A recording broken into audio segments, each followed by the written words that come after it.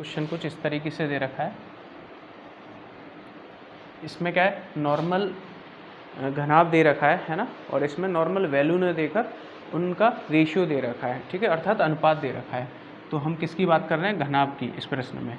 और L in ratio B ratio H यहाँ पर दे रखा है और उसकी वैल्यू है 4:5:6, 4:5:6, ठीक है। रेशियो तो आप समझ रहे होंगे, हम अनुपात की बात कर रहे हैं यहाँ पर, ठीक है।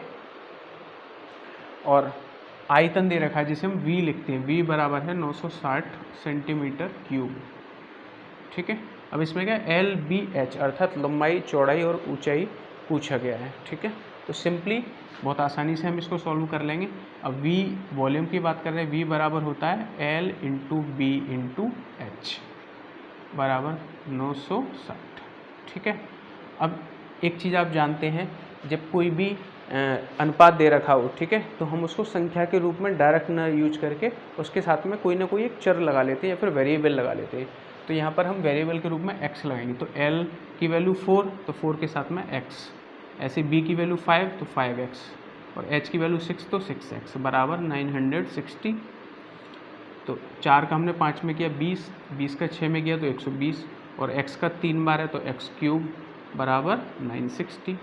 तो x क्यूब बराबर 960/120, ठीक है। इससे हमने इसको काट दिया, 12 से 0 कटा, 12 से 8 बार कट के 96, तो x क्यूब बराबर 8, और x का हमें घनमूल या फिर क्यूब रूट निकालना है, तो इसकी वैल्यू होती है 2x, x की वैल्यू आ गई 2, ठीक है।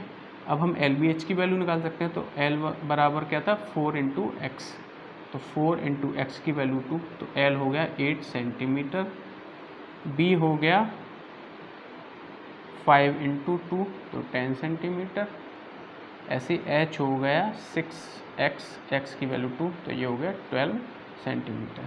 तो ये हमारे हो गए, ये आंसर हो गया। L = 8 centimetre, B = 10 centimetre, H = 12 centimetre. मुझे लगता है कि आप लोगों को आसानी से समझ में आया होगा। अब हम दूसरे प्रश्न की बात करते हैं। इसमें क्या है, घन से संबंधित है और इसमें एक घन देकर 2 घन दे रखे हैं, ठीक है, क्या 2 घन दे रखे हैं, ठीक है।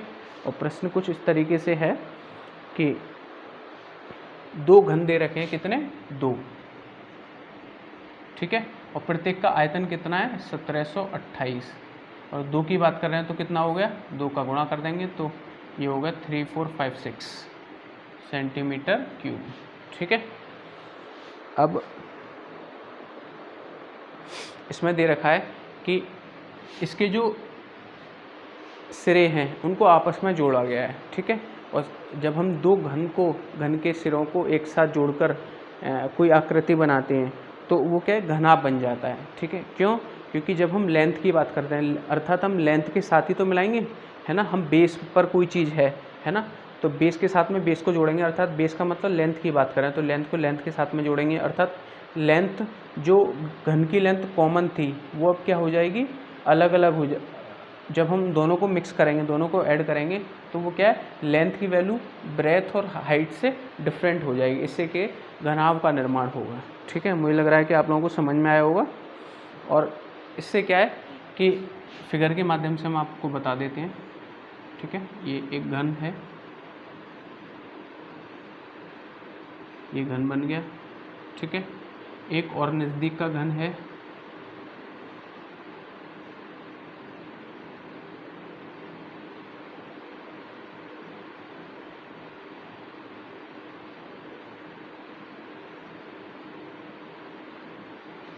थोड़ी सी मिस्टेक हो गई, ये कुछ इस तरीके से होगा,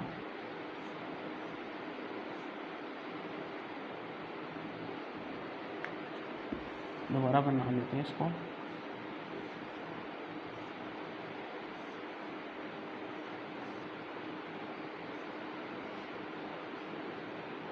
ठीक है।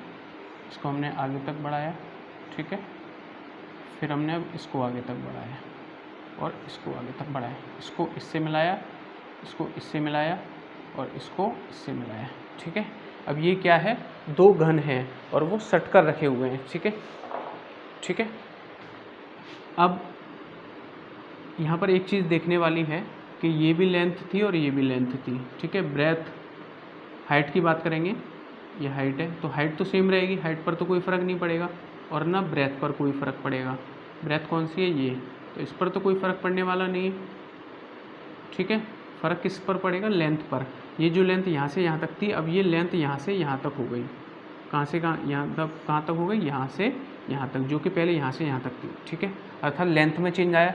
तो पहले क्या था, ये घन था, अब ये क्या हो गया, जब हमने मिक्स करके इसको बनाया है ना, जब हमने सतह को जोड़कर बनाया तो ये अब क्या बन गया, घनाभ बन गया। क्या बन गया, घनाभ बन गया। और प्रश्न में क्या पूछा है, घनाभ का संपूर्ण पृष्ठीय क्षेत्रफल पूछा है, तो हम आसानी से इसको निकाल सकते हैं, ठीक है। पहले तो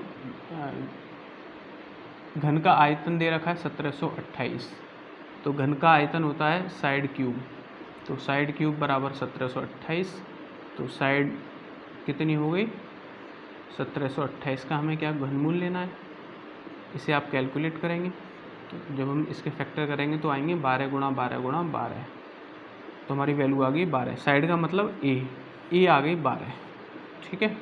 अब ए का मतलब ये एल भी यही है, बी भी यही है, एच भी यही है, ठीक है। अब क्या किया है हमने, दो घन को एक साथ जोड़ा है, ठीक है। तो मैंने बताया था बी तो ऐसे ही रहेगा, बी तो सेम रहेगा और एच भी सेम रहेगा, सेम सेम। फ़र्क किस में आएगा, लेंथ में। लेंथ कैसी हो जाएगी, डबल हो जाएगी, 2 इंटू एल हो जाएगी, तो एल का मतलब ए हो जाएगी, 2 इंटू ए, तो 2 इंटू 12, तो ये कितनी होगी 24। और ब्रेथ तो सेम रहेगी, इसका मतलब पहले कितनी थी, 12 थी, तो 12 ही रहेगी, सेंटीमीटर ही, ठीक है। अब क्या है, हमें घनाभ का संपूर्ण पृष्ठीय क्षेत्रफल, घनाभ का संपूर्ण पृष्ठीय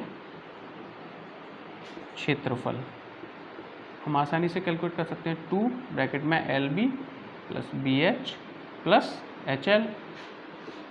2 एल की वैल्यू 24, बी की वैल्यू 12, बी की वैल्यू 12, एच की वैल्यू 12 प्लस एच की वैल्यू 12 और एल की वैल्यू 24। इसे हमें कैलकुलेट करना है। 24 का 12 में किया तो कितना आएगा 8, फिर ये आएगा 28, 12 का 12 में किया 144, फिर दोबारा से 228, इनको ऐड किया और 2 से मल्टीप्लाई किया तो कितना आएगा 720, तो ये आ गया 1440। क्षेत्रफल है तो सेंटीमीटर स्क्वायर। मुझे लगता है कि आपको ये क्वेश्चन जरूर समझ में आया होगा। यहाँ पर थोड़ा सा पेचीदा इसको बनाया गया है, थोड़ा सा टफ बनाया गया है, और ऐसे ही प्रश्नों को कंपटीशन में पूछा जाता है। नॉर्मल प्रश्नों को कंपटीशन में नहीं पूछा जाता है, एकेडमिक के लिए वो फ़ायदेमंद है, लेकिन जब हम कंपटीशन की बात करते हैं तो थोड़ा सा उन्होंने इस प्रश्न को घुमाया है, ठीक है। क्या कि इसमें क्या है, दो घन की सतह को जोड़कर हमने क्या घनाभ के रूप में हमें प्राप्त होगा। क्यों, क्योंकि जो लेंथ है वो डबल हो जाएगी, ठीक है। जो फ़र्क पड़ेगा वो लेंथ पर पड़ेगा, ना कि ब्रेथ और हाइट पर, ठीक है। तो ये चीज़ यहाँ पर समझने वाली है, और फिगर के माध्यम से मेरे ख्याल से आप लोगों को समझ में आया होगा, ठीक है। अब हम एक और प्रश्न की बात करते हैं।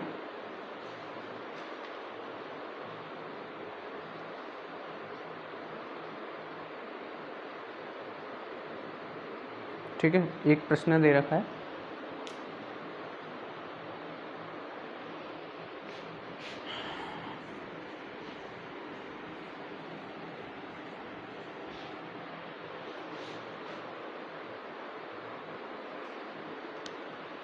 एक घन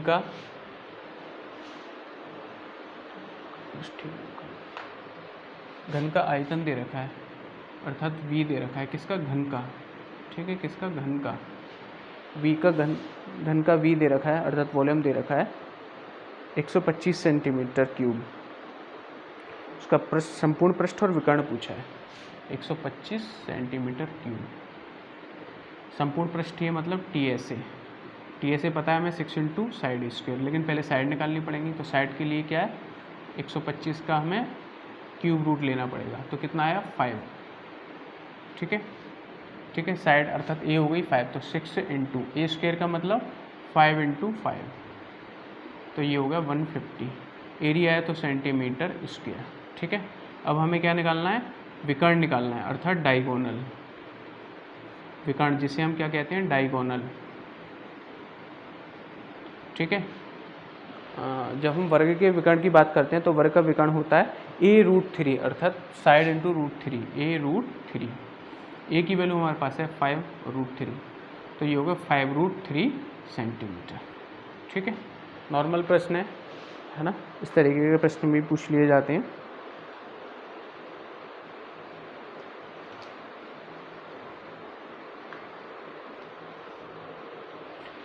एक प्रश्न घनाभ से संबंधित है।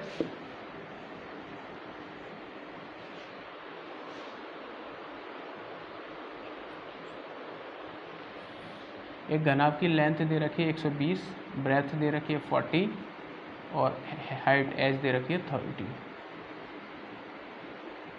ठीक है, अब इसमें क्या है, इसमें एक ऐसी छड़ पूछी गई है कि उसकी लंबाई मैक्सिमम हो, अर्थात एक घनाभ के आकार का कोई ऐसा फिगर है या फिर घनाभ के आकार का एक बक्सा है, तो उसमें पूछा गया है कि इस बक्से में बड़ी से बड़ी कितनी लंबाई की छड़ को हम रख सकते हैं। इस फिगर के माध्यम से आप इसे आसानी से समझ पाएंगे।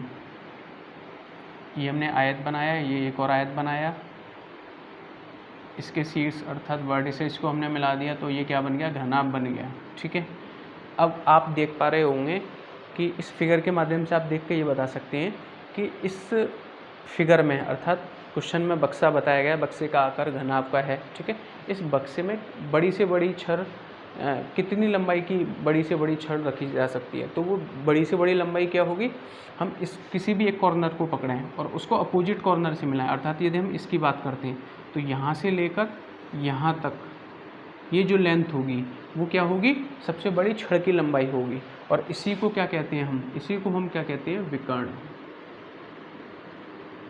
ठीक है, तो चूँकि घनाभ की हम इसमें बात कर रहे हैं तो घनाभ के विकर्ण की बात करेंगे। घनाभ का विकर्ण, जो घनाभ का विकर्ण होगा वही उस क्षण की उस बड़ी से बड़ी क्षण की लंबाई होगी।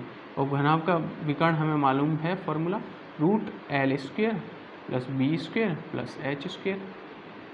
L की वैल्यू 120 का होल स्क्वायर, b की वैल्यू 40 का स्क्वायर, h की वैल्यू 30 का स्क्वायर और इसका वर्गमूल। ठीक है, 120 का होल स्क्वायर कितना होगा, 120 अर्थात 12 का करेंगे तो 144 होता है और 000 लगाना पड़ेगा। 40 का 1600 और 30 का 900 ऐड करेंगे तो कितना आएगा, 16900। ठीक है, 169 का 13 होता है और 00 का 0 हो गया। तो जो बड़ी से बड़ी छड़ की लंबाई, बड़ी से बड़ी छड़ की लंबाई क्या होगी, 130 सेंटीमीटर। मेरे ख्याल से ये प्रश्न भी आपको समझ में आया होगा और उम्मीद है कि आज का हमारा प्रैक्टिस सेट का जो सेशन था घन तथा घनाभ से संबंधित, उसमें आपको इंटरेस्ट आया होगा, प्रश्न अच्छे से समझ में आए होंगे और उम्मीद है कि ये आपके लिए हेल्पफुल होंगे। पुनः आपसे निवेदन है कि वीडियो को ज़्यादा से ज़्यादा शेयर करें, लाइक करें और चैनल को सब्सक्राइब करें। Thank you.